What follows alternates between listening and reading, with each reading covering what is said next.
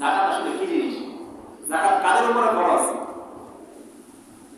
যাদের উপর, ওই সমস্ত ব্যক্তিদের উপরে যাকাত ফরজ যারা প্রয়োজনীয় নিজের ভরণ পোষণ, নিজের পরিবারের ভরণ পোষণ খরচাপাতি বাদ রেখে যার কাছে 52.5 করে রূপা অথবা 7.5 ভরি স্বর্ণ অথবা এই পরিমাণ অর্থ, নগদ অর্থ কারো কাছে যদি থাকে, আর এই নগদ অর্থ বা এই নগদ এই স্বর্ণ অলংকার যদি 1 বছর তার কাছে অতিবাহিত হয়, তাহলে যাকাত তার উপরে খরচ হবে।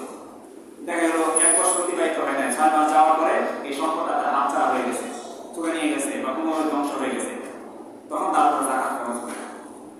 এই জন্য যাকাত ওই সমস্ত ব্যক্তিদের উপরে খরচ যাদের কাছে নগদ অর্থ রয়েছে অথবা 52.5 ভরি রূপা, 7.5 ভরি স্বর্ণ এই পরিমাণ জিনিস রয়েছে, তাদের উপরে যাকাত খরচ হবে। অথবা দেখা গেছে কারো কাছে কিছু স্বর্ণ, কারো কাছে কিছু রূপা, কারো কাছে কিছু টাকা, এরকম অল্প অল্প পরিমাণ রয়েছে, তখন হিসাব করতে হবে যে এই তিনটা মিলে 52.5 ভরি রূপার সম পরিমাণ কতটা হয় কিনা। যাকাতের ক্ষেত্রে সবসময় একটা লক্ষণীয় বিষয় হলো এরকম ভাবে হিসাব করতে হবে যেন গরিবের ফায়দা হয়, যেন গরিব যেন লাভবান হয়। অনেকের কাছে 7.5 ভরি স্বর্ণ নেই, কিন্তু 52.5 ভরি রূপা আছে অনেকের কাছে। 52.5 ভরি রূপা যদি এখন 1500 টাকা ভরি করা হয়, তাহলে দেখা যাবে যে প্রায় 75 থেকে 80,000 টাকার মতো হয়। কিন্তু এক ভরি স্বর্ণের দাম এখন 1 লাখের উপরে।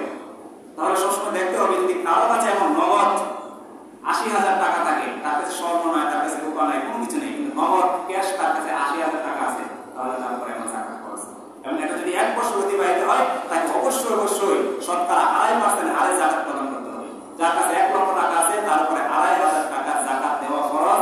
নামাজ যেরকম ফরজ, হজ যেরকম ফরজ, ঠিক তদ্রুপভাবে যার কাছে 1 লক্ষ টাকা আছে বর্তমানে, তার কাছ থেকে গরিবের হক রয়েছে 2.500 টাকা যাকাত দিয়ে দেবে।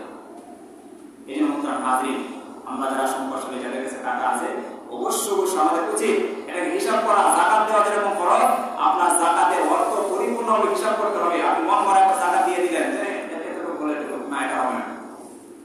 যাকাত মন করা হিসাব করে দিলে হবে না। পুঙ্খানুপুঙ্খানুভাবে একজন ব্যবসায়ী জানে তার দোকানে কি পরিমাণ মাল আছে, একজন অফিসার জানে তার কোম্পানিতে কি পরিমাণ অর্থের যোগান রয়েছে, সেই হিসাব করলে এটা সম্ভব। সম্পূর্ণভাবে হিসাব করে বাই টু বাই সেই যাকাতের অর্থ গরিবের কাছে পৌঁছে দিতে হবে। যাকাতের কোনো লুঙ্গি, যাকাতের কোনো শাড়ি, এটা গরিবের হক না। গরিবের হক হলো তার কাছে সেই অর্থটা পৌঁছে দেওয়া। এরপরে গরিব সেটাচ্ছে সে এই টাকা দিয়ে যা ইচ্ছা সে তা করবে। এই জন্য যাদের করে যাকাত ফরজ, আমরা যেহেতু রমজান মাস চলতেছে, এটা উলামায়ে কেরামের কাছে বসে, হাক্কানি উলামায়ে কেরামের কাছে যাবো, মাদ্রাসায় যাবো, হুজুরদের কাছে বসে আপনার সম্পদে আপনি হিসাব করবেন। হিসাব করে সম্পূর্ণ যাকাত প্রদান করে দিবেন। যাকাত